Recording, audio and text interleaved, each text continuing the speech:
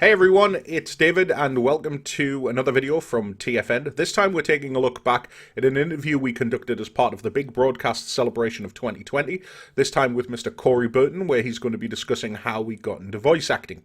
So thank you all very much for stopping by, and hopefully you enjoy the content that we're putting out. If you do, please give us a like, please give us a subscribe, and leave a comment down below. Also, if you want to help the channel grow and you want to help TFN thrive, please take a look at the links down below where you can have a look at all of our cool merch, including these cool hoodies, just in time to keep you warm this winter. And if you feel so inclined, please also consider joining our Patreon, where you'll also get early access to our videos. And as always, we want to give a big shout out to one of our Patreon supporters, Nikki. Thank you so much for your continued support. We really appreciate it. Anyway, that's enough shilling from me. I'm going to let Corey take over, and I will see you all later. Bye. Well, I grew up here where I still live in the San Fernando Valley. I'm as we say, I'm a valley dude, child of the, of the 60s, but I was born in the 1950s. I was, in the San Fernando Valley, especially in those days, a suburban area, no connections to Hollywood. However, I was a huge fan of great animation characters and impressionists. There were impressionists that were very popular in the 1960s and 70s. And so as a fan of those great voice people, all I wanted for like my 8th birthday or something was tape recorder.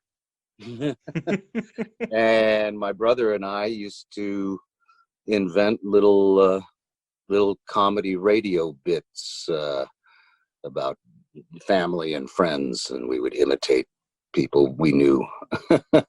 My dad had a good ear as well. But anyway, yeah, as a shy kid in this at the time small out of the way suburb, I was just a huge fan and developed an obsession with sound and audio gear. And in my early teens, I kind of set my sights on not just being a fan of the great voice actors, but I thought, well, that's what I want to do with my life. I want to work with these people. I want to meet them. I want to work with them. And I want to be a part of great cartoons and in movie soundtracks and commercials and radio. I worked briefly, well, it was more than briefly, for a few years on a really tiny local radio station, doing a first commercial production, because the station, it was a syndicated station, and the on-air talent, they were in Boston. But the local staff, we all did our own voiceover stuff for commercials. But then that station got bought out by a bigger company, and we were in limbo for about 6 months before the other company took over. And so I was the oldest one there. At the time, I was 20. I was just turning 21, I remember. And we said, we'll just put ourselves on the air. So I became CB on the air, and that was great fun. But around that time, I had pursued connections that my family had with, the great voice actress, the greatest, was June Foray. Turned out my uncle knew her because she lived near, here we say drugstore, the little market that my uncle managed. And so he was able to put us in touch with each other. And through June Foray, I met Dawes Butler, who was just naturally a teacher. And eventually he formed a voice acting workshop, a radio acting actually. And as shy as I was, well, I knew that that's what I wanted to do. So I learned the craft of radio acting with the great Dawes Butler. Dawes Butler was Huckleberry Hound, Yogi Bear, Mr. Jinx, Captain Crunch, on and on and on and on. Nancy Cartwright, she wasn't in workshop when I was. She came a little later. Nancy Cartwright is, of course, the voice of Bart Simpson. She became one of Dawes's students as well. But he taught us the craft of acting for the ear. And then at that time in the late 70s, there was a resurgence of old-time radio, and all of the great classic radio actors from the 1940s and 1950s were still around and were still working, but they needed younger talent to portray younger characters in these radio dramas. And so they drew upon myself, and there were a couple other students of Dawes Butler's to play younger characters in these radio shows.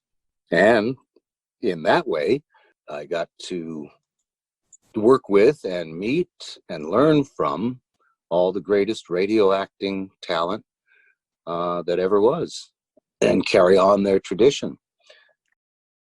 Yeah, my very first job was an official job. I had been doing, we did commercials for the PA system in our high school, and I did little bits and pieces for acquaintances and friends and family. But through my connection with Dawes Butler, who wasn't even teaching a workshop yet, this was when I was like 17 years old, there was a request from a small producer making a school slide film, and they were looking, they wanted a character, and they wanted to hire Hans Conrad, the great character actor. Now, Hans Conrad was on tour in a musical or some play, I don't know, and they asked Dawes Butler, do you know anybody who can sound like Hans Conrad? We have a character, we really want his voice on it. He said, oh, I know this kid. And he called me. At the time I was working at Radio Shack. And he said, yeah, you know, there's a guy, they want Hans Conrad. So you want to come and audition for it? And, well, okay. So I did. Went all the way into Beverly Hills. Time that was a world away for me, and it was with Dawes Butler and Don Messick, who also was Hanna-Barbera guy, and Hal Smith, a wonderful character actor, played Otis the drunk on the Andy Griffith series, and a million character roles. I auditioned, and sure enough, I got the part, and a few months later went into Hollywood and recorded this school slide film. It was about proper diet and stuff, you know, instructional for schools. And so it was, I was Professor Plumbutter as Hans Conrad, and it was called Chef Omelette's Health Diet. So I had a wonderful time at that recording session and really got to know Hal Smith especially, who was just, oh, what a funny man, brilliant. And then I thought, well, gee, now how do I get the word out that, hey, I'm available? Character voices are us, you know. And it was after a while, there was a young intern working for the subdivision of Disney that produced that slide film, named Les Perkins, and he happened to stumble across my performance in this school slide film And I said, we've been here. Disney's been looking for a Hans Conried voice, and just sort of utility mimic voice actors. And he traced me down and had me come in for a general audition at Disney Studios. And I recorded all kinds of impressions and, bits and pieces. And then they started, they were redoing all the little Disney storyteller read along. At the time, they were little records, and at the time it was just a female narrator, and she would be a storyteller, and so she would sort of do character voices while being a storyteller. Her name was Roby Lester, and it was nice, but a young hotshot producer who was assigned the redo of the library of Disney storyteller records, it wanted to cast them with a handful of character voice actors, and then especially if they were like Lady and the Tramp or Cinderella or whatever, wanted to get as close as possible to the character voices from the original films. And so myself and a few other people that were good, had a good ear, we mimicked the voices for these little condensed bits of dialogue from the films that would pop up within the narration. And we did a whole slew of those. And that producer, who was Jim Magon, he went on to be the main producer, the new Disney TV animation division. And they had, their first shows were the Gummy Bears and the Wuzzles. There wasn't much call for Captain Hook over the years until Disneyland redid their attractions for Fantasyland.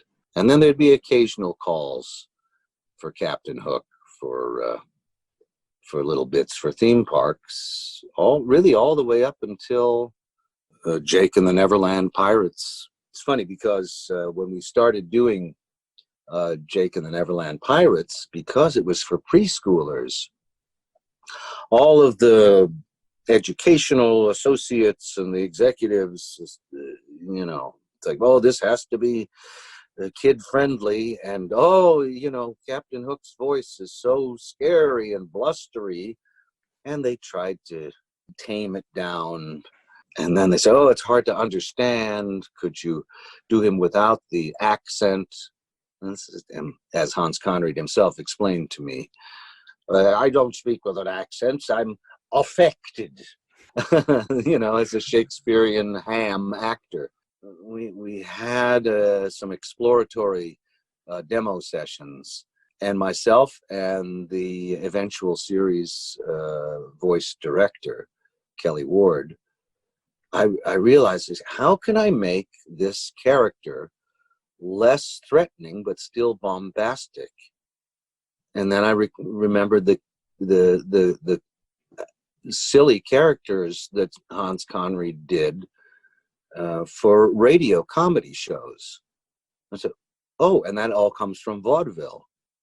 I said, well, I'll just play Captain Hook as if, as a vaudeville comedy character.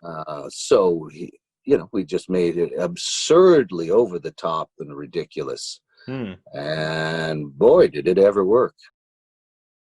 My work for Disney theme parks goes way, way back. Actually, Disneyland, that was part of the reason I wanted to be a voice actor. Yeah. Disneyland had, of course, they had Monsanto's Adventure Through Inner Space and the Haunted Mansion. which was they were both the voice of Paul Frees, who also was the great Jay Ward voice actor, Boris Badenov, and on and on and on. And I was a huge fan of his. And what he did in the Haunted Mansion was really a seminal moment in my deciding, oh, I know this is a person, but I have to meet this man, and I want to work with him or people like him and do this type of iconic character voice performance, because it's still, a great character voice performance still just thrills me. It doesn't matter who does it. Especially with classic attractions, if they make a change and call me to recreate a classic character for one of those attractions, it's like you don't want to break anything. Is it good? Is it something I would enjoy as an audience? I don't have a whole lot of ego about, I don't care if anybody knows it's me. In fact, I prefer to be anonymous. Did it thrill you? Did it work in the attraction to create a fantasy experience that was significant and moving and meaningful? That's all I care about. I was extremely hesitant to do the overlay holiday version of the Haunted Mansion that they do in Anaheim at Disneyland. It's like, well, that's the greatest piece of spooky comedic narration ever. I don't want to touch that. And they called me in for just to play around with the idea. And boy, the script was great. The musical producer just retired last year, Bruce Healy. He had put together this incredible score. It had a great script, and we just all worked together to cook up something that felt right. And even though people have said, "Oh my gosh, you sound exactly like the original Paul Frees narration," it's like, no. Play them side by side. However, it's very gratifying to know that I'm good at spinning the illusion that I've managed to embody the soul of that character voice and delivery. And boy, really, really pleased with how that came out. Nobody expected that they'd run the thing every year for now decades. And that's going to do it for this particular video. We'll be back with more from Corey in a little while, but we also have some special videos lined up over the course of the next couple of weeks, so please stay tuned and please hit that subscribe button if you haven't already. We just want to give a massive thank you to all of our TFN Patreon subscribers whose names are scrolling along the screen right now. Thank you so much for your continued support, and if you do feel so inclined, please do pop along to our Patreon page. Otherwise, we hope you stay safe, and we will see you very soon. Take care. Bye-bye.